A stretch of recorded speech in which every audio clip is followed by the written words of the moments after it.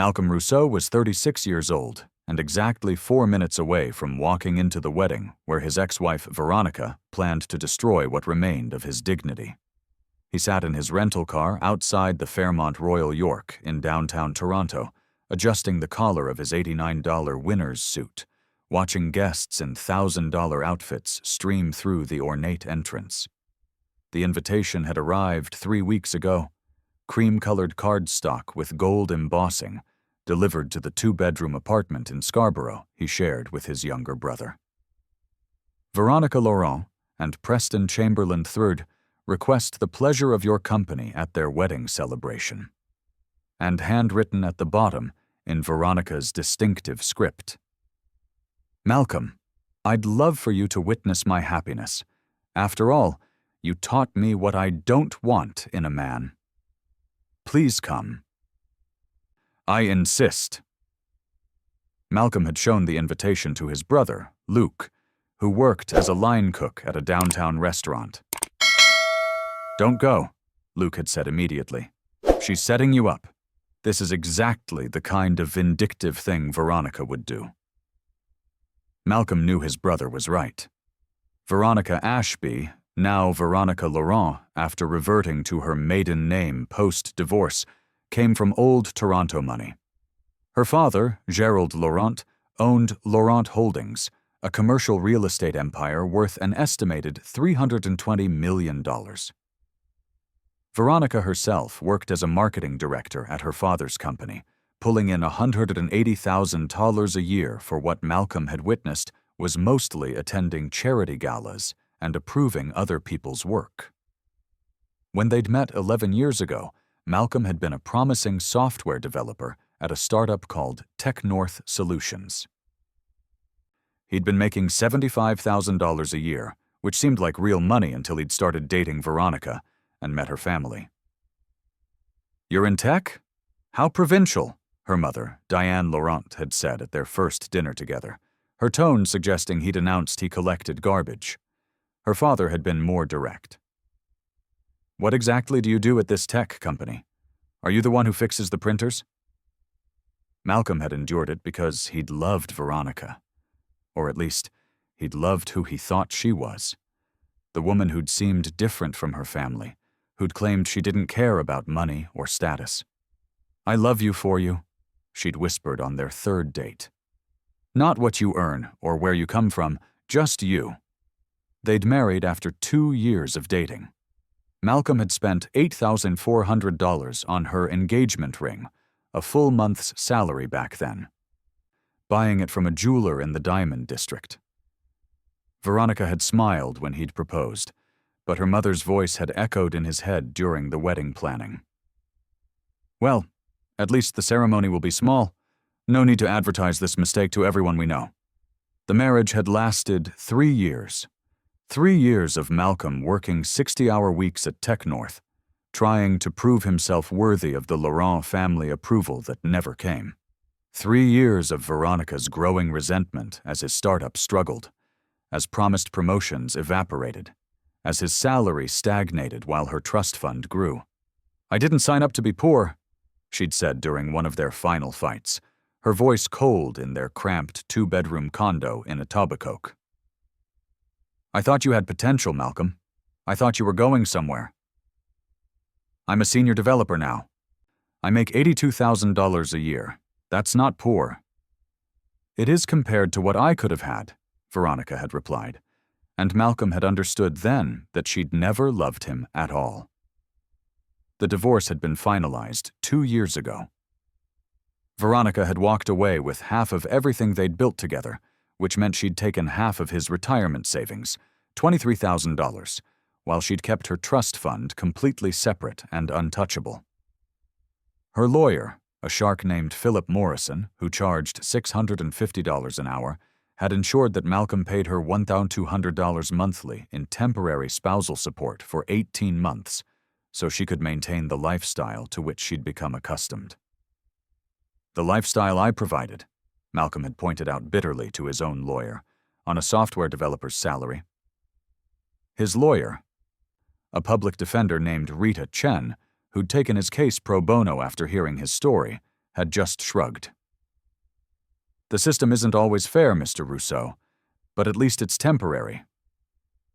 Now, sitting outside the Fairmont Royal York, Malcolm wondered again why he'd decided to accept this invitation. Why walk into obvious humiliation? But he knew why. Because for the past 2 years, Veronica had been posting about her engagement to Preston Chamberlain III on social media, making sure to tag Malcolm in photos. Preston with his trust fund. Preston with his law degree from Osgoode Hall. Preston who'd never have to worry about money because his grandfather had founded Chamberlain Industries, a manufacturing conglomerate worth $500 million. "Malcolm is exactly where he belongs," Veronica had posted 6 months ago, with a photo of Preston's proposal at some exclusive restaurant in Yorkville. "And I'm exactly where I was always meant to be." Funny how life works out. Before we continue with Malcolm's shocking arrival, if you're someone who's ever been underestimated or counted out by people who thought they were better than you, then this story is for you. But I need to know you're really with me here. Hit that subscribe button right now for Story Mode Folktales. Show me you believe that karma is real and that underdogs get their day. And while you're at it, smash that like button and drop a comment telling me where you're watching from. Are you in Toronto like Malcolm, New York, London, Lagos? I want to know. Because this story gets better, but I need to see you're invested before we go further. Don't just watch, participate, subscribe, like, comment. Now let's see what happens when Malcolm walks through those doors. Malcolm took a deep breath and stepped out of his rental car, a 2019 Chevrolet Cruze from Budget, $47 a day. He'd debated not coming, had actually typed out a polite decline email 3 times. But each time, he'd deleted it. Because something had changed in the past 2 years. Something Veronica didn't know about because Malcolm had blocked her on everything except LinkedIn. And even there, he'd made his profile completely private. 2 years ago, 3 months after the divorce was finalized, Malcolm had been laid off from TechNorth when the company went under. He'd spent 6 weeks on employment insurance, living off $200 every 2 weeks. Barely covering rent and groceries. His brother Luke had offered to help, but Malcolm had refused. "I'll figure it out," he'd said, though he'd had no idea how. Then his old university roommate, Chen Wei, had called. Chen had moved to Vancouver after graduation and started a cryptocurrency trading platform called CoinBridge. "I need a head of security," Chen had said. "Someone I trust. Someone who actually understands code and won't just hire a bunch of yes-men. The pay is $120,000 base plus equity." Malcolm had taken the job, had moved to Vancouver, rented a basement suite in Burnaby, and thrown himself into the work.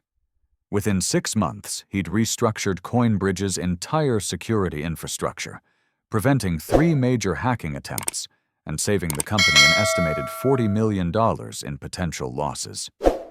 Chen had been grateful.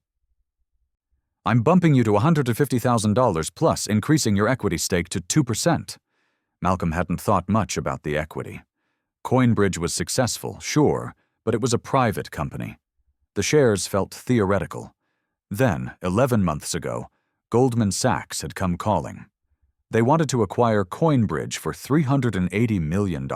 Malcolm's 2% stake, which he'd barely paid attention to, suddenly meant he was walking away with $7.6 million before taxes.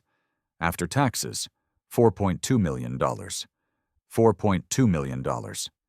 Malcolm, who'd grown up in a working-class neighborhood in Mississauga, whose father had worked at a Ford plant for 35 years, who'd been told by his ex-wife's family that he'd never amount to anything, was suddenly worth more than most people would earn in 10 lifetimes. He'd done what any sensible person would do. He'd said nothing. Told no one except Luke and his accountant. He'd moved back to Toronto quietly, invested most of the money conservatively with a wealth management firm, and taken a position as a cybersecurity consultant, working remotely for various tech companies at $200 an hour. He lived modestly, drove a regular car, dressed normally. He had no interest in becoming the kind of person who flaunted wealth. But then that wedding invitation had arrived. And Malcolm had decided maybe, just once, it was time to stop being modest. The lobby of the Fairmont Royal York was everything Malcolm had expected. Crystal chandeliers, marble floors, guests in designer outfits clutching champagne flutes. He recognized several faces from his marriage to Veronica, people who'd looked through him like he was furniture. Name? A young woman with a clipboard stood at the entrance to the ballroom. Malcolm Rousseau. She scanned her list, and her eyes widened slightly. Oh, yes. Ms. Laurent specifically noted your arrival. She gestured to an usher. Can you show Mr. Rousseau to his seat? The usher, a young man in a crisp black suit, led Malcolm through the ballroom. It was decorated in white and gold, probably costing $50,000 just for the flowers. Malcolm's seat was in the back corner, partially obscured by a floral arrangement next to the kitchen doors. Enjoy the ceremony, the usher said with barely concealed pity. Malcolm smiled. Oh, I will. The ceremony hadn't started yet. Guests were still milling about, taking their seats, admiring the decorations. Malcolm sat quietly, watching, recognizing faces. There was Gerald Laurent, Veronica's father, holding court near the front in what was probably a $5,000 Tom Ford suit. Diane Laurent, dripping in diamonds, air-kissing friends. Veronica's brother, Ethan Laurent, the one who'd once told Malcolm at a family dinner that software developers are basically just typists with delusions of grandeur. Then he saw her, Veronica Ashby, soon to be Veronica Chamberlain. She looked beautiful, he'd give her that. Designer wedding dress, probably Vera Wang, easily $15,000. Her hair was perfect, her makeup flawless. She was laughing with her bridesmaids, and Malcolm felt nothing. No pain, no longing, no regret. Just nothing. Is someone sitting here? A woman's voice startled him. Malcolm looked up to see a stunning woman in her early 30s, dark hair, warm brown eyes, wearing an elegant navy dress that was beautiful without being ostentatious. No, Malcolm said. It's all yours. She sat down gracefully. Bride or groom's side? Technically bride. I'm her ex-husband. The woman's eyebrows shot up.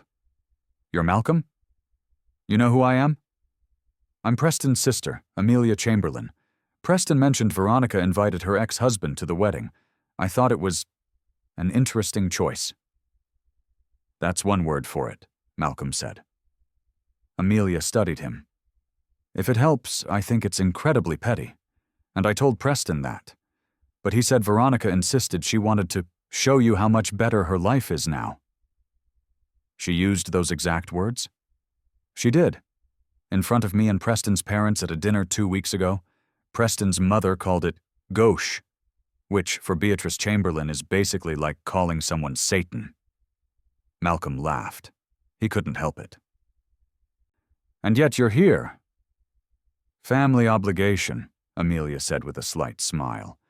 But I requested to sit in the back. I don't particularly enjoy watching my brother marry someone who's clearly using him for his money and status.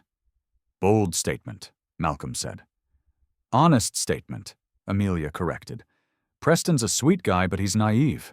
He thinks Veronica loves him. I think Veronica loves being a Chamberlain. Before Malcolm could respond, the music changed. Everyone stood. The ceremony was beginning.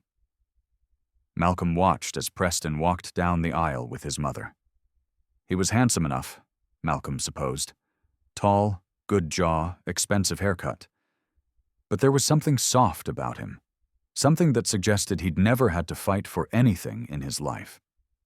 Then came the bridesmaids, 6 women Malcolm recognized from Veronica's social circle. They'd all been at his wedding to Veronica, had all attended the baby showers and birthday parties during their marriage. Not one had reached out after the divorce. Finally, the wedding march. Everyone turned. And there was Veronica, radiant on her father's arm. Gerald Laurent looked proud, like he'd finally gotten what he wanted, his daughter married to someone appropriate. Veronica's eyes swept the room, clearly looking for Malcolm. When she found him in the back corner, partially hidden by the floral arrangement, her smile widened. She'd planned this, the bad seat, the location near the kitchen. Maximum humiliation. Malcolm smiled back and gave a small wave. The ceremony proceeded exactly as these things always did. The officiant, some friend of the Chamberlain family who was probably a judge or a bishop. The vows, which Preston delivered with genuine emotion while Veronica's responses sounded rehearsed. The exchange of rings, platinum bands that probably cost more than Malcolm's first car. "I now pronounce you husband and wife. You may kiss the bride." Applause filled the ballroom. Veronica kissed Preston deeply, then turned to face the crowd, her hand raised to show off her wedding ring. Her eyes found Malcolm again, and her smile was triumphant. "Look at what I have now," that smile said. "Look at what you lost. And if you're enjoying this story of sweet revenge, do me a favor right now, hit that subscribe button for Story Mode Folktales if you haven't already, because what's about to happen next is going to blow your mind, and I want to make sure you don't miss the ending. Subscribe now. Trust me on this." The reception began immediately after the ceremony. The ballroom staff transformed the space with practiced efficiency. Tables were revealed, a dance floor materialized, a band set up in the corner.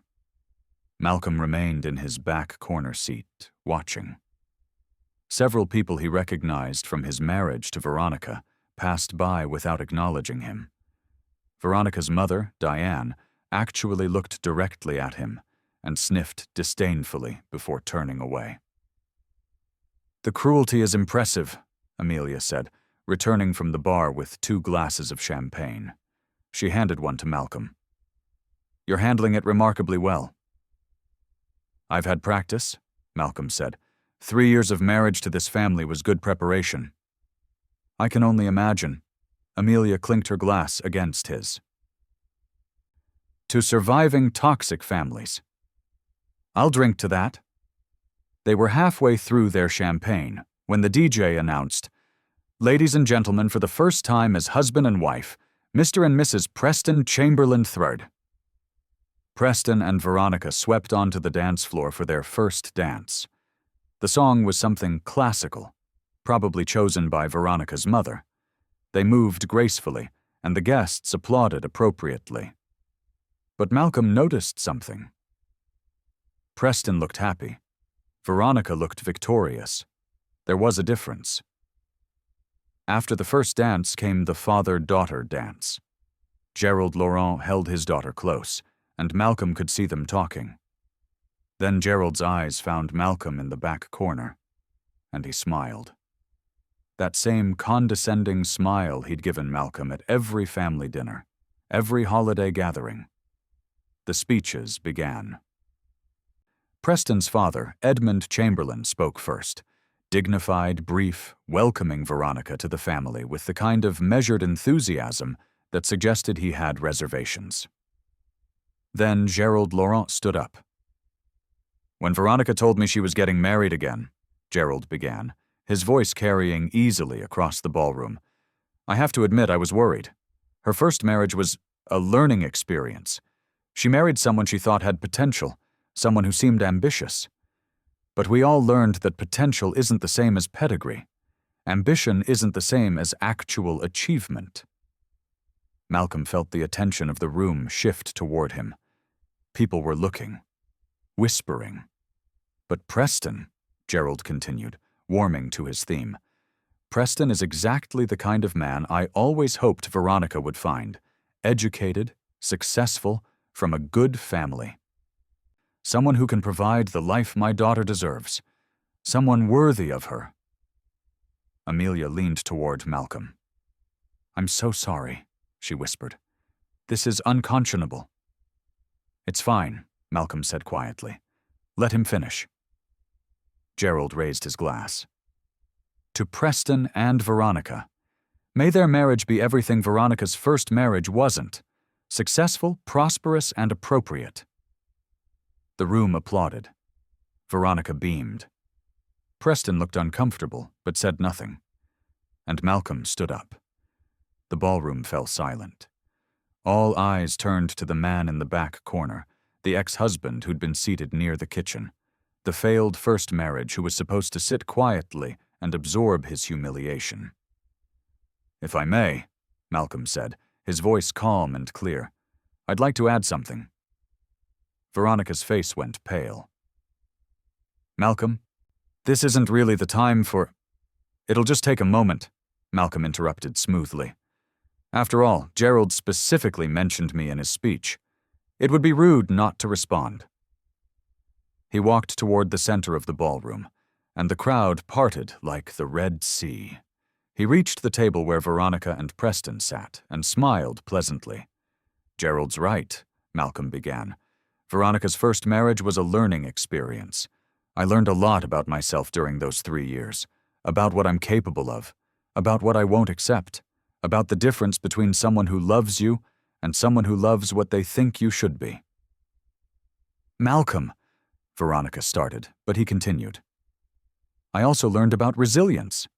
See, when Veronica divorced me, I was making $82,000 a year as a software developer. Not rich by Lawrence standards, clearly, but comfortable. Then I got laid off, spent 6 weeks on employment insurance, lived off $200 every 2 weeks. Couldn't afford to take Veronica out for the anniversary dinner she wanted, which I think was part of why she decided to leave. The ballroom was dead silent. Preston looked confused. Veronica looked furious. But here's what you didn't know, Gerald. What none of you knew. After the divorce, I took a job in Vancouver with a cryptocurrency startup.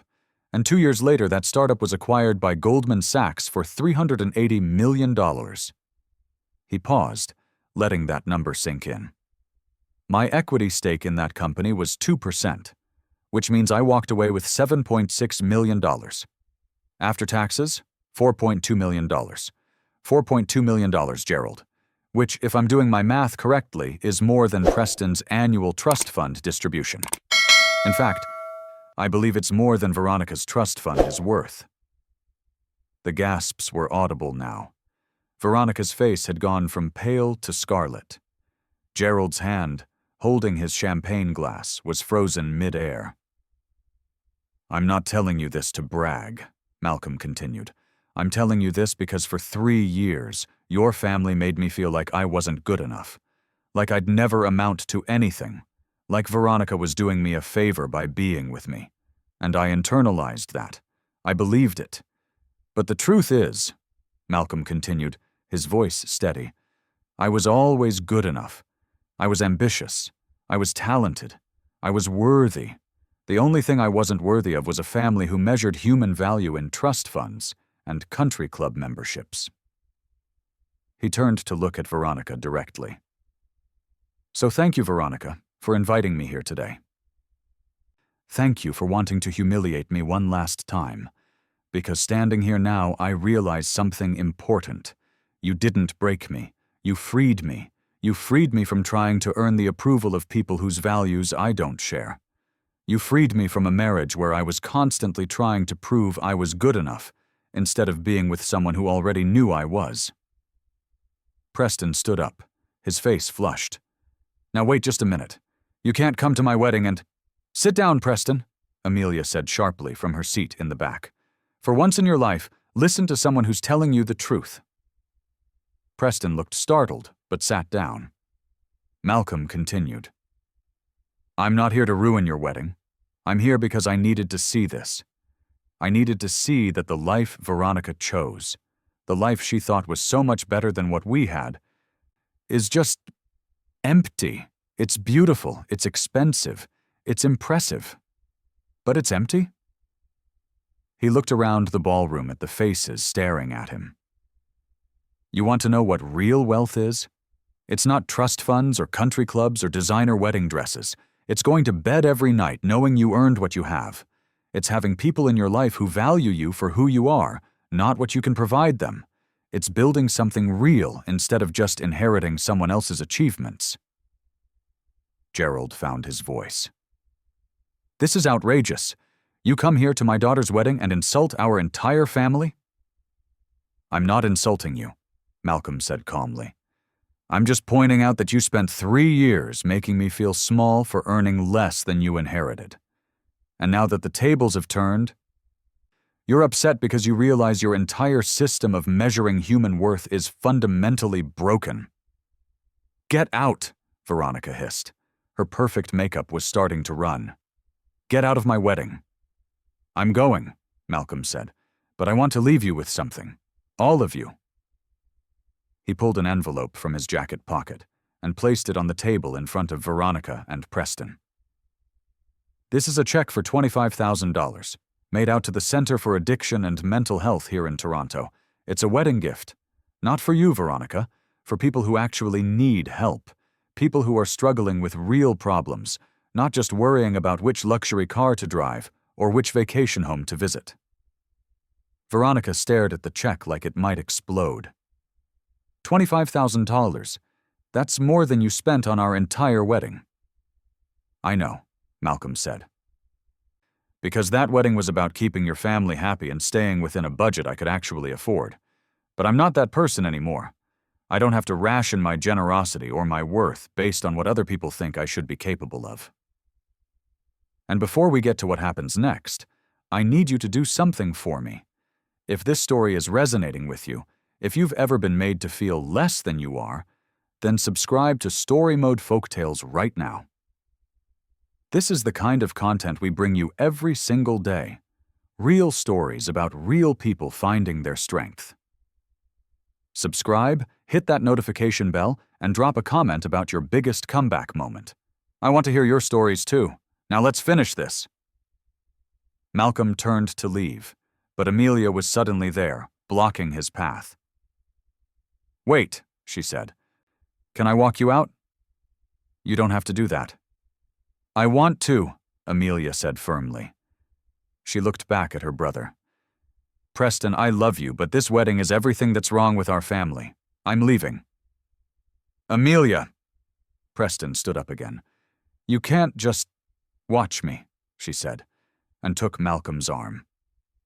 They walked through the silent ballroom together, past the staring guests, past the Laurent family table where Gerald and Diane sat in stunned fury, past the elaborate flower arrangements and the expensive decorations and the champagne fountain that probably cost more than most people's monthly rent. Outside, in the hotel lobby, Amelia stopped. That was the most magnificent thing I've ever seen, she said, her eyes bright. The most honest, courageous thing. My entire family, both the Chamberlains and now the Lawrence, they're all like that. Measuring everything by money and status and pedigree. I'm so tired of it. Then why do you stay? Malcolm asked. Amelia smiled sadly. Good question. Why do any of us stay in situations that make us miserable? Fear, habit, hope that things will change? They won't change, Malcolm said, not unless you change them. I know. She hesitated, then said, This is probably terrible timing and wildly inappropriate, but would you like to get coffee sometime? Away from all this? She gestured at the hotel. Away from families and expectations and people who think human worth can be calculated on a spreadsheet? Malcolm studied her. He'd noticed her earlier, of course. She was beautiful. But more than that, there was something real about her. Something genuine. I'd like that, he said. But I should warn you. I'm not interested in dating someone to prove a point or to get back at Veronica. I'm past that. Good, Amelia said. Because I'm not interested in dating someone because of their bank account or their family name. I'm interested in getting to know the person who just stood up in a ballroom full of Toronto's elite and spoke the truth. That's rare, valuable, real. They exchanged phone numbers. As Malcolm walked to his rental car, He felt lighter than he had in years. Not because he'd humiliated Veronica, though he'd be lying if he said there wasn't some satisfaction in that, but because he'd finally, truly let go. He'd looked his past in the face and realized it no longer had power over him. His phone buzzed. A text from Luke. "Did you do it? Did you actually go?" Malcolm typed back. "I did. I'll tell you everything tonight. Pizza?" "Always. You buying?" Malcolm smiled. "Yeah. I'm buying." 3 months later, Malcolm sat across from Amelia at a small Italian restaurant in the Annex, the kind of place where you had to wait an hour for a table, but the pasta was worth it. They'd been seeing each other for 2 months now, taking it slow, getting to know each other without the pressure of family expectations or social performance. "My mother asked about you yesterday," Amelia said, twirling pasta on her fork. "Asked when she could meet you." "What did you tell her?" "I told her when we're ready, we'll let her know, that this relationship isn't a performance for the family's entertainment."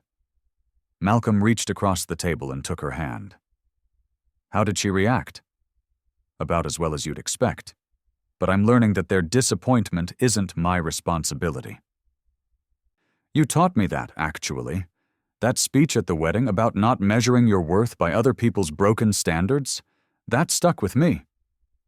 "I meant every word," Malcolm said. "I know you did. That's why I'm here." His phone buzzed. He glanced at it and laughed. "What?" Amelia asked. "It's from Preston. Apparently he and Veronica are getting divorced.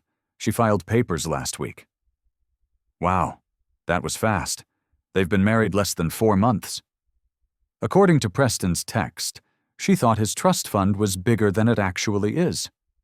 When she found out the Chamberlain fortune is mostly tied up in the business and not immediately accessible, she decided she needed time to reconsider their compatibility. Amelia shook her head. "That's sad and predictable. Preston's a good guy, but he was never going to be enough for Veronica." "No one was going to be enough for Veronica because she doesn't know what enough looks like." "She'll figure it out eventually," Malcolm said. "Or she won't. Either way, it's not my problem anymore." They finished dinner and walked through the neighborhood, past bookstores and cafes and vintage shops. It wasn't glamorous, it wasn't expensive, but it was real, it was honest, it was enough. 6 months after that, Malcolm was sitting in his condo, a nice 2-bedroom in Liberty Village that he'd purchased outright. No mortgage. He was consulting for 3 tech companies, making more in a month than he used to make in a year, but working on his own terms, his own schedule. Luke had just left after their weekly dinner. Amelia was coming over later to watch a movie. His phone rang. Unknown number. He almost didn't answer, but curiosity won. "Hello? Malcolm? It's Veronica." He was silent for a moment. "What can I do for you, Veronica?" "I wanted to apologize. For everything. For how I treated you during our marriage. For the wedding invitation. For everything." Malcolm sat down. He'd imagined this moment 100 times. In some versions, he told her off. In others, he forgave her magnanimously. But now that it was actually happening, he felt nothing but tired. "Okay," he said. "Okay, that's it? What do you want me to say, Veronica? That I accept your apology? Fine, I accept it. That I forgive you? I forgave you a long time ago, not for you, but for me. That we can be friends? We can't. Too much has happened." "I know," Veronica said softly. I've been going to therapy, working on myself, trying to understand why I am the way I am. Why I need external validation so much. Why I measure my worth by what I have instead of who I am." "That's good," Malcolm said. "Genuinely, that's good. Everyone should do therapy." "My therapist asked me to make amends to people I've hurt. You were at the top of the list." "Consider your amends made," Malcolm said. "I hope therapy helps you, Veronica. I hope you figure out how to be happy with yourself, not just with what you can acquire or achieve or marry." "Thank you," she whispered. "And Malcolm? I'm sorry I couldn't see how special you were when we were together. I see it now." "I appreciate that," Malcolm said, "but I don't need you to see it. I see it. That's what matters." They said goodbye. Malcolm hung up and sat in the quiet of his condo. He thought about the journey he'd taken from that back corner seat at Veronica's wedding to this moment, from feeling broken and humiliated to feeling whole and content. The doorbell rang. Amelia, arriving right on time. He opened the door and she smiled, holding up a bag of microwave popcorn. "Ready for movie night?" "Absolutely," Malcolm said. And he was. Not just for movie night, but for everything, for the life he'd built, the peace he'd found, the future stretching ahead with possibility instead of limitation. Here's what Malcolm learned, and what I want you to remember. Your worth isn't determined by people who can't see your value. Their blindness is their problem, not your deficit. The people who matter will see you clearly. The rest? Let them underestimate you. Let them write you off. Let them think you're not good enough for their exclusive club. Because while they're busy congratulating themselves on their superiority, you can be busy building something real, something earned, something that can't be taken away by divorce lawyers or family disapproval or someone else's limited imagination of what you're capable of achieving. So here's my final ask. Subscribe to Story Mode Folktales right now. Because every day, we bring you stories like Malcolm's, stories of people who were counted out, looked down on, and dismissed, but who rose above it all. Don't just watch these stories. Let them inspire you. Subscribe, hit that bell, and remember, the best revenge isn't revenge at all. It's living so well that your past becomes irrelevant. Thanks for watching, and I'll see you in the next story.